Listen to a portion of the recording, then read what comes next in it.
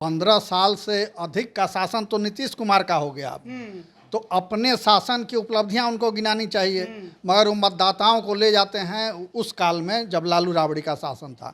इसका मतलब ये है कि बिहार जहां लालू राबड़ी के काल में था वहीं आज भी है, और नीतीश कुमार ने कुछ नहीं किया बताने लायक जनता को, तो इसलिए वो नहीं बता पाते हैं। चिराग मॉडल की चर्चा करके उन्होंने बीजेपी से गठबंधन तोड़ा था कि इनके वजह से हम हार गए, बीजेपी ने हमें हरवाया। आज उन्हीं की प्रत्याशी के लिए वोट मांगने पहुंच गए थे। सिर्फ वोट ही नहीं मांगा, लोगों से हाथ उठवा करके संकल्प दिलवाया कि आप वोट देंगे कि नहीं। बीच में कुछ लोगों ने हाथ नहीं उठाया था तो वो बिगड़ गए। प्रधानमंत्री जी ने परिवारवाद पर आज हमला इसलिए नहीं किया क्योंकि एनडीए में जो परिवारवाद की प्रतीक पार्टी है उसी के उम्मीदवार के प्रचार में वो जम्मू आए हुए थे। तो राजद ने जो अभियान छेड़ा उसका फायदा हुआ कि मोदी जी को चुप रहना पड़ा। तो उनके बहनोई लड़ रहे हैं चिराग पासवान के, उस उम्मीदवार की पहचान क्या है? चिराग के बहनोई है, यही पहचान है। सब लोग जानते हैं, मोदी जी भी ये बात जानते हैं। यादवों के नेता केवल पप्पू यादव नहीं है, पप्पू यादव सभी जातियों के लोगों के जमात के नेता हैं। तो यादव वोटर तो नाराज होंगे ही उस इलाके में, खास तौर पे मधेपुरा, सुपौल, ये सब में।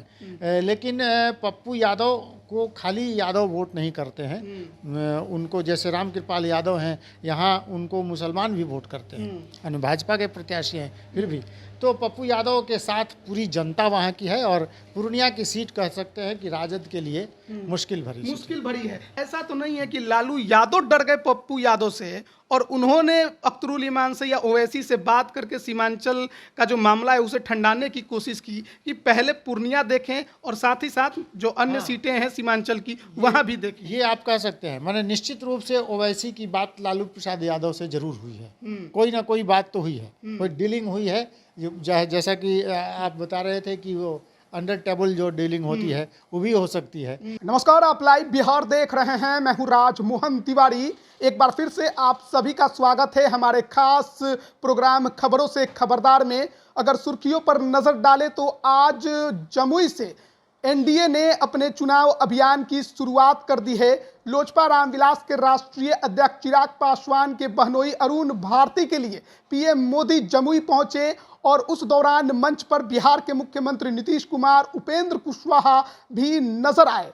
तगड़े भाषण हुए हैं, चिराग पासवान ने भी दिए, नीतीश कुमार ने भी दिए और प्रधानमंत्री ने भी दिए। तो उसका अर्थ भी निकाला जाएगा, जो बातें कही गई विस्तार से इस पर चर्चा करेंगे। लेकिन देखिए, बीते कई दिनों से जिस सीट की चर्चा चल रही है, हॉट सीट पूर्णिया, कल बीमा भारती ने नामांकन पर्चा भरा था तेजस्वी यादव की मौजूदगी में, तो आज पप्पू यादव निर्दलीय ही मैदान में कूद गए और उन्होंने भी नामांकन पर्चा भर दिया है। हालांकि कांग्रेस ने उस पर ऐतराज जरूर जताया है। प्रदेश अध्यक्ष अखिलेश सिंह ने साफ तौर पर कहा है कि अभी नामांकन वापस लेने की तारीख बची है, ले लेंगे तो ठीक है, वरना कार्रवाई की भी बात कही गई है। पप्पू यादव ने अपने पर्चा भरने के बाद सभा में जिस तरीके से, जिस अंदाज में बोला है, जिस प्रकार के आंसू बहाए हैं, कितना प्रभावित करेंगे इस पर चर्चा करेंगे। लेकिन इसके अलावा आज सीमांचल में एक और बड़ी खबर निकलकर सामने आई। एआईएमआईएम के तरफ से ये जानकारी दी गई है कि दूसरे चरण में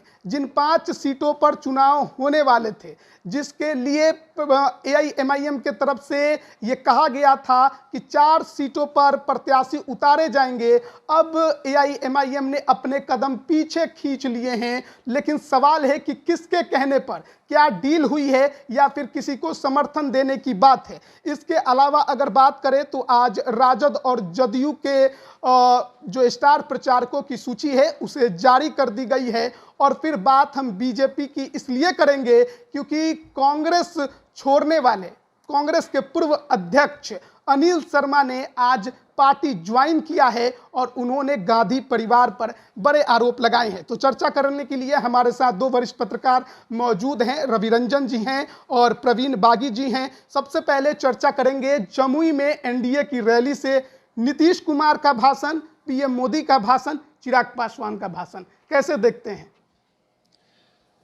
पीएम मोदी ने तो अपनी उपलब्धियां गिनाई और बिहार के विकास की क्या कल्पना है उनके मन में वो भी उन्होंने शेयर किया मतदाताओं के साथ। और उन्होंने ये भी कहा कि नीतीश बाबू यहाँ बैठे हुए हैं, रेल मंत्री ये भी थे, मगर इन पर कभी कोई आरोप नहीं लगा। और दूसरी ओर लोगों ने रेल मंत्री के रूप में नौकरी देने के नाम पर ज़मीनें हड़प ली गरीबों की। तो वो लालू प्रसाद पर अटैक था, मगर उन्होंने नाम नहीं लिया, नाम लेने से परहेज किया। मगर नीतीश कुमार के भाषण में कुछ भी नया नहीं था। वो वही जो स्टीरियोटाइप भाषण होता है कि जैसे पहले एक समय था कि कांग्रेस भय दिखाया करती थी मुस्लिम वोटरों को कि भाजपा आ जाएगी, भाजपा आ जाएगी, तो भाजपा आ जाएगी तो मुस्लिमों को खा जाएगी।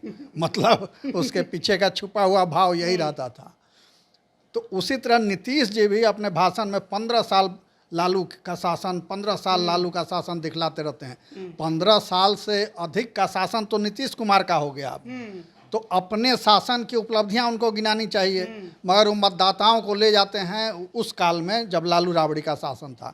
इसका मतलब ये है कि बिहार जहां लालू राबड़ी के काल में था वहीं आज भी है, और नीतीश कुमार ने कुछ नहीं किया बताने लायक जनता को, तो इसलिए वो नहीं बता पाते हैं। और उन्होंने अपने संबोधन में मीडिया के लोगों का भी नाम लिया कि मीडिया के भाइयों, कल तक वो कहा करते थे कि मीडिया वाले आप लोग तो दिखाइएगा नहीं बिहार का क्या हो रहा है, आप लोग तो दिल्ली वाले के दबाव में हैं, कब्जा में हैं, जब हम लोग वहाँ चले जाएंगे तब आप लोग फ्री होइएगा दिखाने के लिए। मगर आज ये बात उन्होंने नहीं कही, और उनके मन में जो एक आत्मग्लानि वाला भाव है, अपराध बोध जो है, वो भी आज फिर छलका।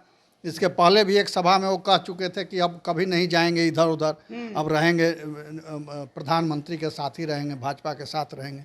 आज फिर उन्होंने ये दोहराया कि बीच में हम इधर उधर चले गए थे मगर अब इन्हीं लोगों के साथ रहेंगे। और 2005 में कितना अच्छा काम हम लोगों ने किया था मिल करके, तो अब फिर से हम लोग बिहार का विकास करेंगे। मॉडल की चर्चा करके उन्होंने बीजेपी से गठबंधन तोड़ा था कि इनके वजह से हम हार गए, बीजेपी ने हमें हरवाया। आज उन्हीं की प्रत्याशी के लिए वोट मांगने पहुंच गए थे। सिर्फ वोट ही नहीं मांगा, लोगों से हाथ उठवा करके संकल्प दिलवाया कि आप वोट देंगे कि नहीं। बीच में कुछ लोगों ने हाथ नहीं उठाया था तो वो बिगड़ गए कि उठाओ, तुम क्यों नहीं उठाए, उठाओ। तो सब लोगों ने उठाया और प्रधानमंत्री भी हंसने लगे, मोदी जी हंसने लगे ये देख के। तो वही उनका ये है। और ये तो इससे कोई इनकार नहीं करेगा कि 17 महीने की सरकार जो थी महागठबंधन की, उसमें तेजस्वी के साथ था शिक्षा विभाग, राजद की पार्टी के पास था। तो शिक्षकों की धड़ाधड़ नियुक्तियाँ हो गई और 15 साल तक जदयू के पास था शिक्षा विभाग। तो उन्होंने जो शिक्षकों की नियुक्ति एक बार की कि डिग्री लाओ नौकरी पाओ, और सारा फर्जीवाड़ा उसमें हो गया जिसका करेक्शन अभी तक हो रहा है।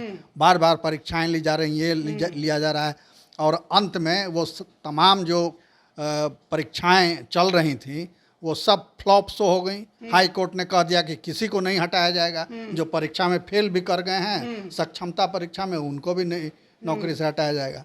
तो इस सारी कवायद फेल हो गई। और हम पहले से ये कह रहे थे ये बात कि देखिए लिपापोती होगी, किसी को नहीं हटाया जाएगा। तो पीएम मोदी तो आए, लेकिन उनके आने से पहले राजद को था डर कि परिवारवाद पर तो निशाना साधेंगे, और लंबी फहरिस्त लगातार राजद के तरफ से निकाली जा रही थी कि एनडीए में कितना परिवारवाद है। जमुई में जिस परिवारवाद के लिए वो प्रचार करने आ रहे हैं, परिवारवाद पर आज नहीं बोले पीएम मोदी। नहीं, आज तो प्रधानमंत्री ने लालू यादव पर जोरदार हमला बोला है। उसके साथ प्रधानमंत्री ने दो चीज़, एक तो नक्सलवाद आंदोलन के बारे में प्रधानमंत्री ने जोरदार बात कही। उन्होंने कहा कि ये दम तोड़ चुका है और अब जल्दी ही खत्म कर देंगे। कुछ दिन पहले गृह मंत्री ने कहा था कि बहुत जल्दी नक्सलवाद की समस्या को समाप्त कर देंगे। राजद को जिम्मेवार ठहराया। हाँ, उन्होंने इसके नक्सलवाद के लिए राजद को जिम्मेदार है।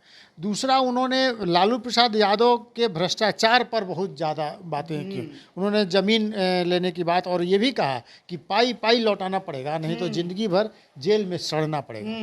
ये प्रधानमंत्री ने दो बातें, एक तो नक्सलवाद और दूसरा कि भारत अब वो देश बन गया है जो वो करने वाले के घर में घुस के मारता है। ये यूथ की भावनाओं को भड़काने के लिए, उसको आकर्षित करने के लिए राष्ट्रवाद का एक वो मुद्दा उन्होंने जोरदार तरीके से जमुई की सभा में उठाया है। बिहार में असल में जमुई की सभा बिहार के तमाम सीटों पर असर डालने वाली है। और बिहार में प्रधानमंत्री अब 72 घंटे के बाद ही नवादा में एक सभा को संबोधित करेंगे और उसके बाद 12 से 15 रैलियां बिहार में प्रधानमंत्री करने जा रहे हैं। इसलिए आज की रैली को खास तौर पर देखना चाहिए कि आज उन्होंने अटैक किया नक्सलवाद पर। रामविलास पासवान का नाम लिया उन्होंने। हाँ, उन्होंने चिराग पासवान को कहा कि मेरे भाई चिराग पासवान हमारे मित्र रामविलास पासवान के उनको याद किया, उनको श्रद्धांजलि दी। तो एक तरह से चिराग पासवान की स्वीकारोक्ति हो गई। प्रधानमंत्री ने कह दिया कि चिराग पासवान हमारे साथ हैं और उनके साथ रहेंगे। तो आज प्रधानमंत्री की सभा में कई बातें हुई। प्रधानमंत्री ने एक तरह से संकेत दिया कि बिहार की जो चिराग पासवान ने कहा कि 40 की 40 सीट जीत कर हम लोग आपको देंगे। प्रधानमंत्री इस सभा से उत्साहित थे और बिहार में आगामी माने लोकसभा चुनाव का जो चुनाव प्रचार जो अभियान चलेगा उसका आगाज जो प्रधानमंत्री ने आज जो अटैकिंग मोड में किया है उसका असर राज्य के भीड़ को लेकर भी काफी गदगद थे। हाँ बिल्कुल, माने आप सोचे कि वहाँ से देवघर से वो एयरपोर्ट से चले हैं और यहाँ जमुई पहुँचे हैं।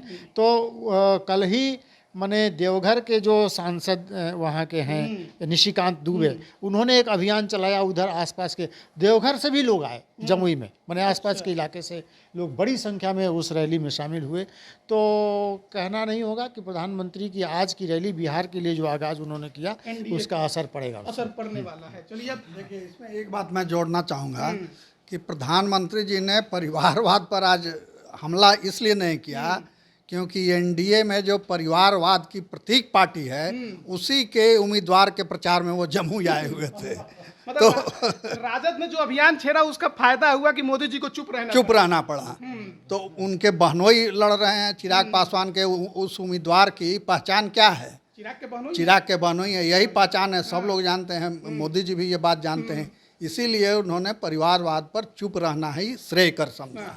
तो अब आगे बढ़ते हैं, क्योंकि देखिए बिहार की राजनीति में अभी सबसे हॉट सीट कोई है तो वो पूर्णिया की सीट है, क्योंकि दंगल बना दिया है पप्पू यादव ने। तेजस्वी यादव बीते दिन बीमा भारती के नामांकन में गए, किसी के नामांकन में नहीं गए लेकिन बीमा भारती के नामांकन में गए, और आज पप्पू यादव जो है वो कांग्रेस का झंडा उठाकर आज पूर्णिया में नामांकन करने पहुंच गए और पर्चा भी भर दिया है। रोने भी लगे भाषण देते हुए। वो थोड़े सेंटिमेंटल हैं पूर्णिया को लेके, और जैसा उनके साथ किया गया है लालू प्रसाद के द्वारा और कांग्रेस के द्वारा, तो उससे दुखी भी हैं, आहत भी हैं। तो वो भावनाएं उनकी बार बार छलकती हैं और दूसरे की थोड़ा सा ज़्यादा उसको एक्सपोज कर रहे हैं ताकि वो सहानुभूति वोट का लाभ पा सके वहाँ।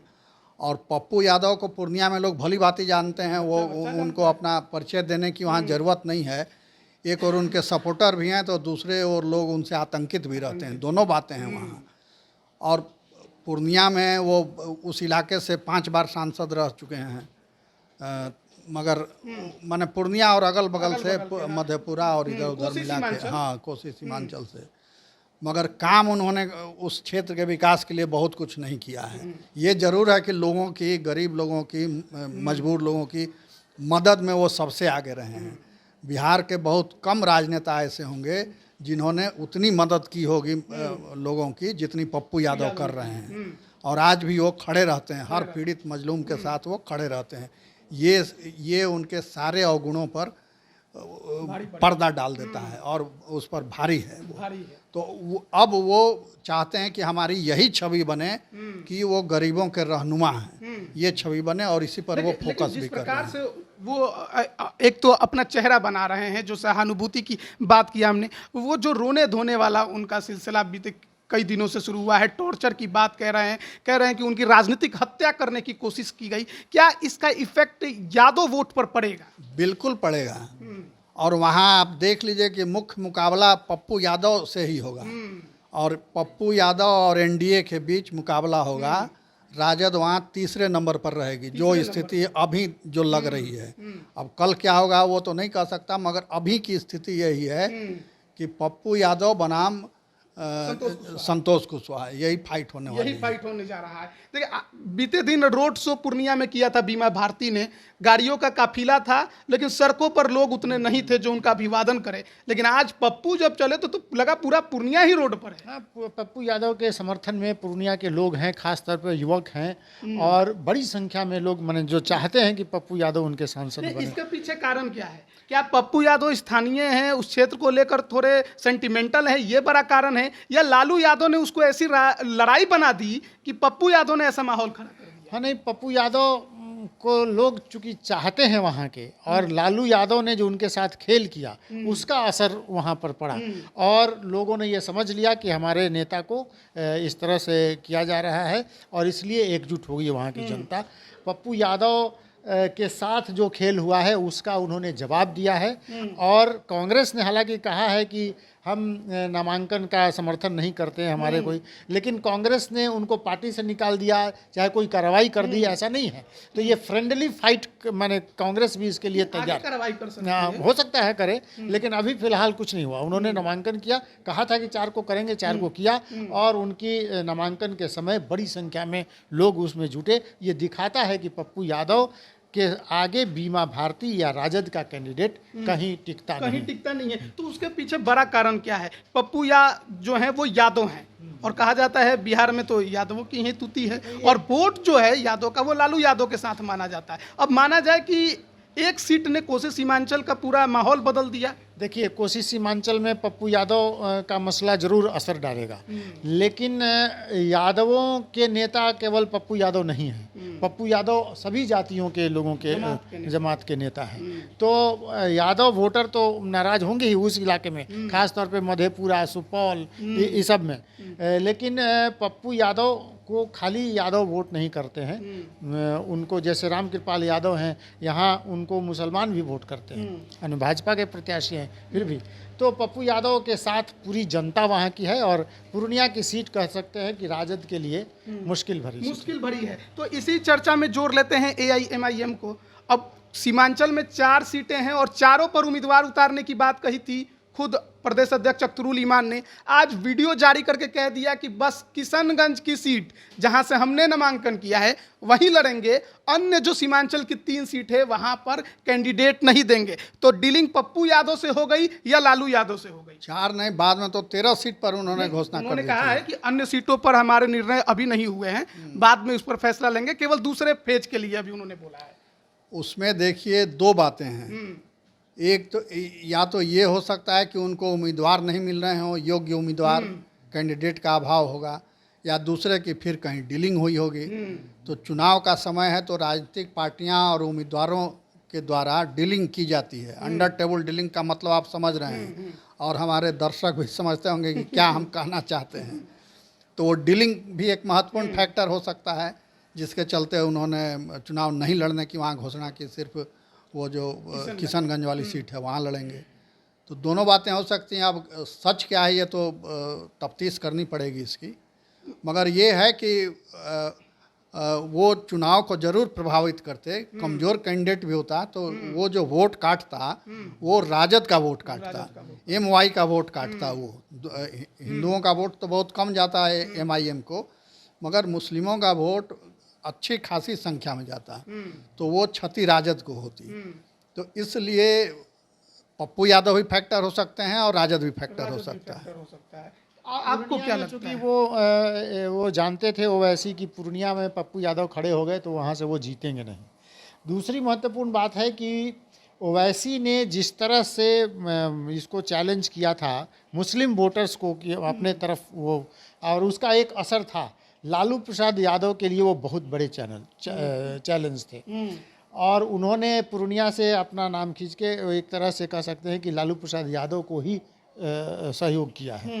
तो इसमें इस बात की चर्चा जरूर होगी कि लालू यादव से कहीं उनकी डील हो गई, क्योंकि मुसलमानों का वोट MY समीकरण का जो असर पूरे बिहार में ओवैसी डालने वाले थे। उन्होंने 11 की सूची तो पहले जारी कर दी थी, फिर 4 की जारी कर फिर 4 की। तो वो जिस तरह से वो लड़ रहे थे और कह रहे थे, और ये उन पर ये आरोप था कि वो बीजेपी की बी टीम है, लेकिन अब उन्होंने दिखा दिया कि वो बी टीम नहीं है।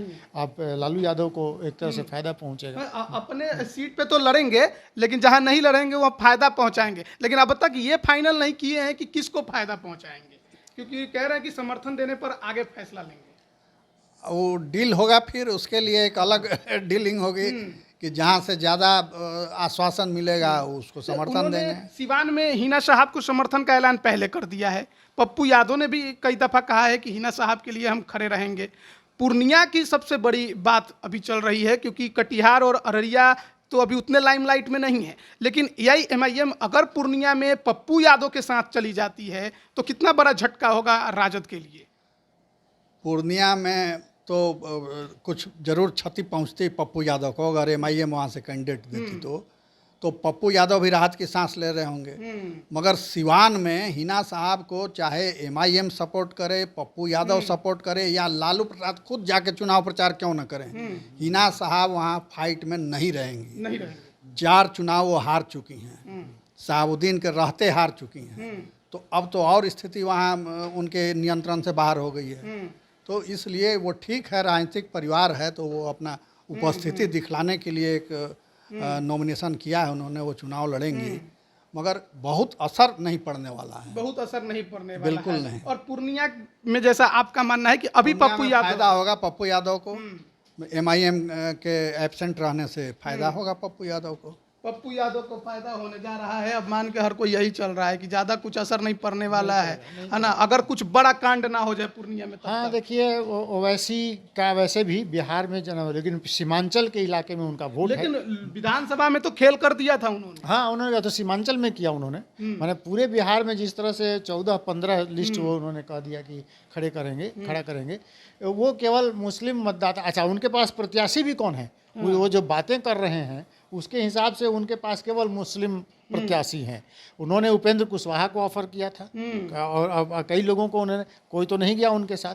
तो ओवैसी को एक तो कैंडिडेट नहीं मिला, दूसरा पप्पू यादव की का जो लहर है, जो तूफान है, उसको देखकर भी वो घबराए होंगे, या उनको सहयोग कर दिए होंगे भाई यहाँ से पप्पू यादव को निकलने दिया जाए। क्या ऐसा तो नहीं है कि लालू यादव डर गए पप्पू यादव से और उन्होंने अख्तरुल ईमान से या ओवैसी से बात करके सीमांचल का जो मामला है उसे ठंडाने की कोशिश की कि पहले पूर्णिया देखें और साथ ही साथ जो अन्य सीटें हैं सीमांचल की वहां भी देखें। ये आप कह सकते हैं, मैंने निश्चित रूप से ओवैसी की बात लालू प्रसाद यादव से जरूर हुई है, कोई ना कोई बात तो हुई है, कोई डीलिंग हुई है। जैसा कि आप बता रहे थे कि वो अंडर टेबल जो डीलिंग होती है वो भी हो सकती है, लेकिन कोई ना कोई बात जरूर हुई है। ओवैसी ने अपना पाँव पीछे खींचा आखिरी समय में, उसके पीछे कुछ कल तक तो पार्टी तोड़ने का आरोप ही लगा रहे थे ओवैसी। हाँ, वही हम कह रहे हैं कि ओवैसी ने अंतिम, आज नॉमिनेशन का आखिरी तारीख है और इस दिन माने प्रत्याशी आप नहीं घोषित कर रहे हैं, इसका माने तो कोई ना कोई बात तो है, कोई ना कोई बात है। अब देखना होगा कि अब इसको लेकर ऐलान आखिरकार AIMIM कब तक करता है कि वो किसे समर्थन देगा, खुलकर अभी नहीं आए हैं। दूसरे चरण की ये बात उन्होंने कही थी, और इसके अलावा जो अन्य सीटों पर चुनाव लड़ना है उसको लेकर उन्होंने अभी कहा है कि आगे इस पर फैसला होगा, यानी कि उन सीटों पर भी वो कदम पीछे खींच सकते हैं। जब नॉमिनेशन शुरू होगा तो पता चलेगा, लेकिन अगर डीलिंग महागठबंधन से होना शुरू हो गई तो यकीन मान के चलिए कि AIMIM आपको 2-3 सीट से ज़्यादा पर चुनाव लड़ते नजर नहीं आएगी, और अन्य जगहों पर वो चुपचाप शांत होकर सरेंडर करके कहीं ना कहीं महागठबंधन को सपोर्ट करेगी। और अगर महागठबंधन को सपोर्ट करती है तो निश्चित तौर पर पूर्णिया में भी पप्पू यादव को झटका लग सकता है अगर AIMIM राजद के उम्मीदवार के साथ खड़ी होती है। तो बड़ा दिलचस्प कहानी बन गया है वहाँ का पूर्णिया का। और मोदी जी के भाषण के बाद जमुई की कहानी पर भी खूब चर्चा चल रही है, लेकिन साथ ही साथ जो कांग्रेस के पूर्व प्रदेश अध्यक्ष हैं अनिल शर्मा, उन्होंने पार्टी छोड़ी है और वो बीजेपी में शामिल हो गए हैं। उन्होंने गंभीर आरोप गांधी परिवार पर लगा दिए हैं, सबसे बड़ा सांप्रदायिक उन्हें ही करार दे दिया है। तो देखिए अब लोग लोकसभा चुनाव को लेकर प्रतिदिन आपको कुछ ना कुछ नया देखने को जरूर मिलेगा। अभी पूर्णिया की कहानी बाकी है, क्योंकि कांग्रेस क्या पप्पू यादव पर एक्शन लेती है ये भी देखने वाली बात होगी। राजद के उपेंद्र प्रसाद भी बीच में शामिल हो गए, जो औरंगाबाद में पिछले चुनाव से ही लगे हुए थे टिकट के लिए, और क्षेत्र गांव-गांव में घूम रहे थे। पिछले बार तो लड़े भी थे, हमसे लड़े थे, उस समय हार गए, मगर इस बार फिर वो राजद में आ गए। वो पहले राजद से ही उन्होंने अपनी राजनीति शुरू की थी, बाद में जदयू में भी गए, फिर हम में गए, फिर वो राजद में गए, बीजेपी में पहली बार आए हैं। तो वो 5 वर्षों से मेहनत कर रहे थे क्षेत्र में, मगर वो सीट चली गई जदयू से आए अभय कुशवाहा को। हाँ, तो इसलिए वो उनकी पीड़ा समझी जा सकती है, और वो बहुत ज़मीन से जुड़े हुए और अच्छे राजनेता हैं। तो कोई विकल्प नहीं रहा उनके आगे, तो वो भी अनिल शर्मा के साथ ही बीजेपी में शामिल हो गए दिल्ली में जाकर। तो टिकटों के बंटवारे के बाद, उम्मीदवारों के नाम के ऐलान के बाद अभी नेताओं का इधर उधर जाने का सिलसिला लगातार जारी है। बीजेपी के अजय निषाद कांग्रेस में चले गए, और कांग्रेस के नेता बीजेपी में आ गए, राजद के नेता बीजेपी में आ गए। अनिल शर्मा ने एक बात कही दिल्ली में, कहा कि खड़गे और सोनिया गांधी इस देश में सबसे सांप्रदायिक राजनेता हैं। उन्होंने उदाहरण भी दिया कि अयोध्या के राम मंदिर का निमंत्रण सोनिया गांधी ने ठुकरा दिया, मगर इटली में जहां उनका मायका है, वहां मदर टेरेसा के नाम पर कोई कार्यक्रम हो रहा था, उसमें इन्होंने कांग्रेस का डेलीगेशन भेजा इटली। अच्छा। तो एक और हिंदू धर्म के मंदिर का, वो भी प्रभु श्री राम के मंदिर के उद्घाटन का आप अनादर कर रहे हैं, विरोध कर रहे हैं, और दूसरी ओर ईसाई धर्म के एक जिसका यहाँ से कोई मतलब नहीं है, इटली में कार्यक्रम है, वहाँ आप डेलीगेशन भेज रहे हैं पार्टी का। तो ये दो तरफा चेहरा है। उस चेहरे को उजागर कर दिया उन्हीं के पार्टी के पूर्व प्रदेश अध्यक्ष ने। अभी और पत्ते खुलेंगे, अभी और राज बाहर निकलेंगे। जैसे तो दामाद जी अलग नाराज हैं। हाँ। वो एक अलग चैप्टर शुरू होने वाला है कांग्रेस में। यानी कांग्रेस का जो किला था, जो प्राचीन किला जर्जर होता जा रहा था, वो अब धीरे धीरे धराशायी होते जा रहा है। एक एक ईंटें उसकी निकलते जा रही हैं। रॉबर्ट वाड्रा के तरफ से कहा गया है चुनाव लड़ने को लेकर, और देखिए अब उसके बाद गांधी परिवार में क्या कुछ फैसला होता है, इसको लेकर क्या ऐलान होते हैं। लेकिन देखिए बड़ा रोचक हो गया है इस बार का लोकसभा चुनाव। बिहार में तो है ही, लेकिन देश में भी अभी बहुत कुछ आपको देखने को मिलेगा। बने रहिए लाइव बिहार के साथ। आप सभी का बहुत बहुत धन्यवाद। लाइव बिहार YouTube पर सब्सक्राइब और Facebook पर लाइक जरूर करें।